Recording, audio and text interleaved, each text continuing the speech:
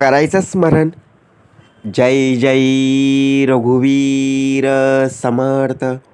श्री समर्थ कृपेने एक सुंदर असा बोध, एक सुंदर असं श्रवण आपल्याला प्राप्त झालेलं आहे.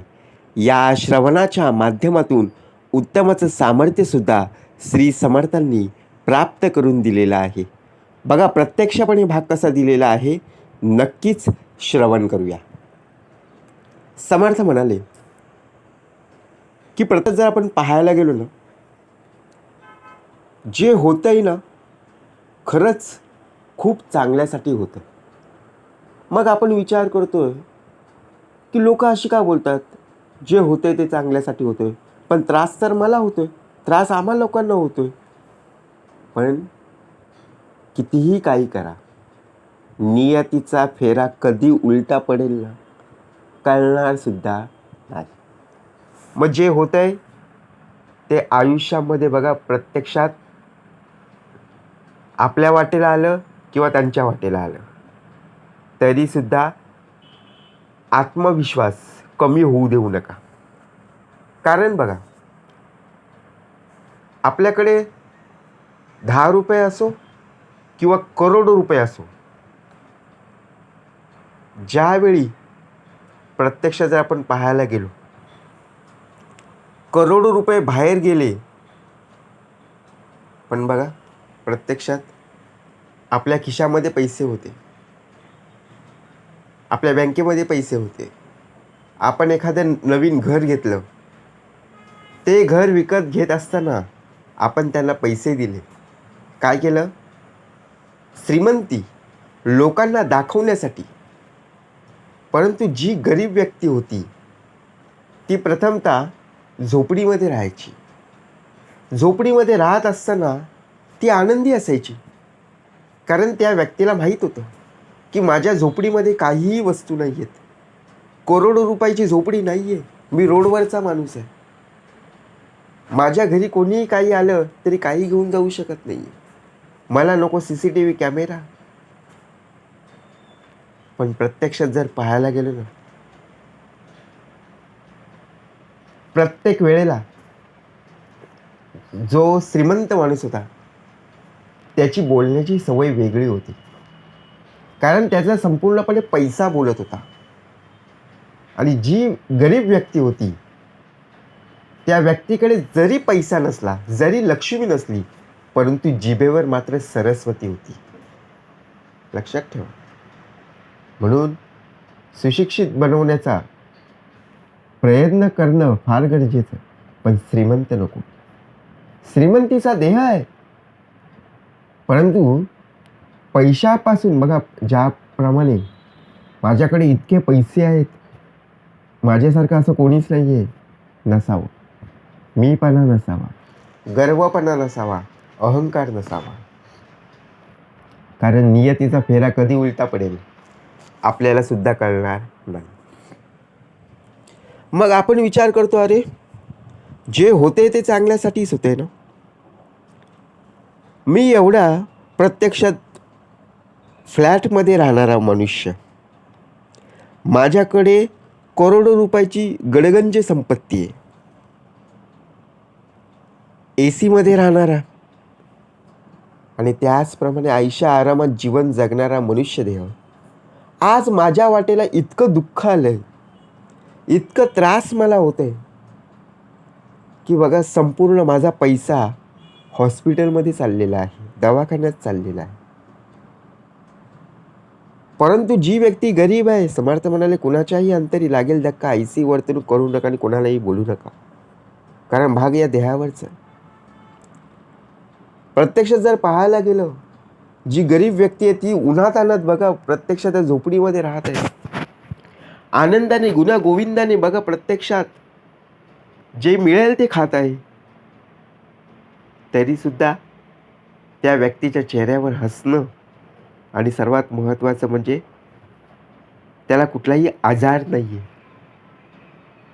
मग समर्थ म्हणाले, आता आपण विचार काय करतो, पुरावा द्यायचा म्हटलं तर खऱ्याला मागितला जातो ना, खोट्याला पुरावा दिला जातो का हो? नाही. जे वास्तविकता आपण पाहतोय, कारण हजार मनुष्यदेह भेटत असण्यापेक्षा माणुसकी म्हणून एक व्यक्ती भेटणं खूप महत्त्वाचं आहे. आयुष्यात आपण विचार करतो, अरे माझ्या नशिबात माझ्या आयुष्यात खूप सारी माणसं आहेत. मी आत्ता बोलवली ना ते हजारो माणसं उभी करीन. परंतु काय कामाची हो? कारण सुखदुःखामध्ये ती व्यक्ती हजर राहणं अपेक्षित आहे. जर तुझ्या पैशावर जर येत असतील, मग भाग वेगळा आहे. म्हणून समर्थ म्हणाले, हजारो जरी माणसं पाहायला मिळाली ना, त्यातला एक जरी मनुष्य असा भेटला पाहिजे जो माणुसकीतला असेल.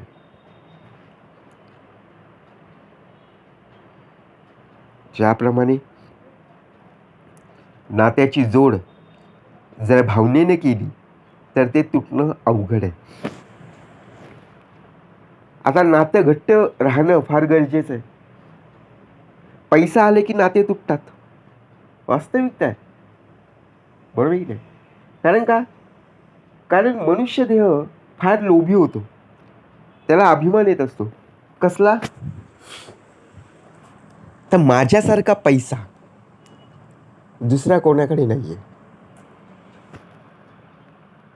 मग शेवटी काय झालं? नाती तुटत गेली. कारण आपला देह स्वार्थाने जर वागत असेल तर नातं टिकवणं फार अवघड होईल. म्हणून कितीही काही असलं तरी बघा, प्रत्यक्षात गरीब म्हणून राहा. जे आहे त्यामध्ये बघा आपण आनंदित राहणं फार महत्त्वाचं आहे. लोकांना दाखवण्यासाठी काही करू नका. कारण का होतं, आपण काय विचार करतो, अरे माझ्याकडे एवढं आहे ना म्हणून लोकांची नजर लागेल, नजर लागली असेल. काहीच नाही आहे. लोकांच्या नजर नाही आहे. हे तुझ्या कर्माचं फळ आहे. कारण तुझ्यामधला जो अभिमान आहे ना, तो तुला जगून देत नाही आहे. कारण आठवण त्यांचीच येते ज्यांना मनातून बघावं, बोलावं आणि भेटावंसं वाटतं. आता तुझ्या या देहाला कोण भेटायला येईल? कारण तुझा देह हा स्वार्थी झालेला आहे. मीपणा आहे. बघा, म्हणून प्रत्यक्षात राहायचं कसं? कोणाच्या वाटेला कधी दुःख येतं तर कोणाच्या वाटेला कधी सुख येतं. परंतु लक्षात ठेवा, आपल्या वाटेला सुख आले किंवा दुःख आले तरी शांत राहणं फार गरजेचं आहे. प्रत्येकाचे दिवस बदलत असतात. कोणत्याही नव्या कामाला सुरुवात करण्या अगोदर त्या कामाची संपूर्ण माहिती, त्या कामाचा संपूर्ण अभ्यास करणं फार महत्त्वाचं आहे. जर आपल्याकडे अपूर्ण माहिती असेल तर आपण केलेलं काम हे पूर्ण तर होणारच नाही. पूर्णपणे वाया जाईल. म्हणून केलेले कष्ट हे आपलं वाया जात असतं. आयुष्यात यशस्वी होण्यासाठी आहे ना, फक्त कष्ट करण्याची तयारी असून उपयोग होत नाही. त्यासाठी योग्य प्रकारे नियोजन करावं लागते. त्याचा अभ्यास करावा लागतो. आणि मनामध्ये जर चिकाटी असेल तर बघा, जीवनात अपयशाला सुद्धा थारा आपण ठेवू शकत नाही. कारण का? अपयशाला धाराच नसतो. ज्याप्रमाणे एखाद्या नवीन कार्याची आपण सुरुवात करतो, त्यावेळी समोरची व्यक्ती कोण आहे, कशा प्रकारे आपल्याला मदत करत आहे, त्या व्यक्तीकडे न पाहता ती व्यक्ती ज्याप्रमाणे आपल्याला मदत करत आहे ते पहा. म्हणजेच नातं निभावणारे हे जरी कट्टर असतील तरी बघा, प्रत्यक्षात नातं हे तुटता कामा नये. आपण विचार करतो, हे नाही मला काही सोडून जाणार नाही. किती सुख आले किंवा दुःख आले तरीसुद्धा माझ्यासोबतच राहील. परंतु नाही हो, वेळ आल्यावर माणसं बदलतात. बरोबर आहे ना? आहे ती परिस्थिती आहे. बरोबर आहे. माणसं केव्हा बदलतात? वेळ आले की बरोबर लांब होतात. आपण विचार करायचा, अरे ही तर व्यक्ती माझ्या जवळची होती, लांब कशी गेली? मग याला कारण काय? समर्थ म्हणाले, सज्जन माणूस म्हणून जन्माला येणं हा योगायोग, पण सज्जन म्हणून मरणं ही आयुष्यभराची कमाई आहे. मग आता जीवन कसं जगायचं? लोकांशी कसं वागायचं? जीवनात काय कमावलं? जीवनात जर तुझ्याकडे करोडो रुपये असतील, जीवनात जर तुम्ही कोणाला मदत केली नाही, कोणाशी प्रेमाशी बघा, कोणाशी बोलताना प्रेमाशी वागला नाही, प्रेमाशी बोलला नाही, तो उपयोग काय? म्हणून आयुष्यभराची कमाई कशामध्ये आहे? श्रवण, मनन आणि निजध्यास या त्रिवेणी संगमावर जो मनुष्यदेह उभा आहे, तोच खरा आयुष्यभराची कमाई कमवू शकतो. कारण या जगामध्ये आत्ताच्या घडीला, या कलियुगामध्ये नाव कमावणं फार अवघड झाले. चांगल्या कार्यासाठी, वाईट कार्यात आपलं लगेच नाव आपण कमवून ठेवतो. म्हणून एखादी चाल रचण्यापेक्षा डाव उधळणं खूप सोपं असतं. म्हणून लक्षात ठेवा, ज्याप्रमाणे आठवणी कितीही सुंदर जरी असल्या, सहवासाचा आनंद देऊ शकत नाही. मग आपल्याला आठवणी या ताज्या करून ठेवायच्यात. कारण ज्याप्रमाणे सहवासात आनंद तेव्हाच पाहू शकतो. गेलेले दिवस आपण स्मरण करत असतो, गेलेल्या दिवसांची आपल्याला आठवण येत असते, तेव्हाच आपला चेहरा बघा प्रफुल्लित होत असतो. कारण का? मी असा होतो, माझ्याकडे ते होतं, म्हणजे असं आपण विचार करायचो आणि त्यामध्ये आपण आनंदी राहायचो. म्हणून समर्थ म्हणाले, ज्याप्रमाणे नात्यात थोडंसं ऐकवायचं असतं, पुष्कळदा ऐकायचं असतं, पण काही गोष्टींचा निश्चित अट्टहास तरी धरायला पाहिजे. म्हणून ज्या गोष्टी आपण ऐकणार आहोत त्या नक्की ऐकल्या पाहिजेत. म्हणून समर्थ म्हणाले, कोणत्याही व्यक्ती केव्हाही कसंही काही बोलू नका.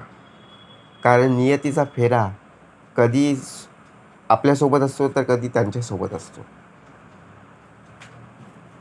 म्हणून लक्षात ठेवा, काळ कोणासाठी थांबलेला नाही आहे, वेळ कोणासाठी थांबलेली नाही आहे.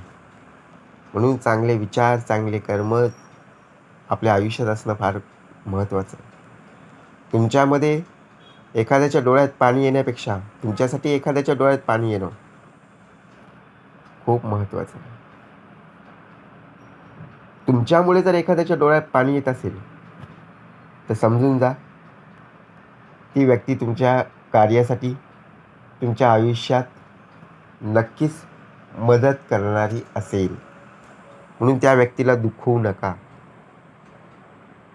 जे होतं आहे ते चांगल्यासाठी होत असतं. म्हणून कधी आयुष्यात कुठल्याही कार्याला दोष देत बसू नका, की हे माझ्याच वाटेला का आलं, हे माझ्याच असं कसं झालं. नाही आहे. समर्थ म्हणाले, आयुष्य हेची रत्नपेटी, माझी भजन रत्ने गोमटी, ईश्वरे अर्पुनी आलुटी, आनंदाची करावी. जय जय रघुवीर समर्थ.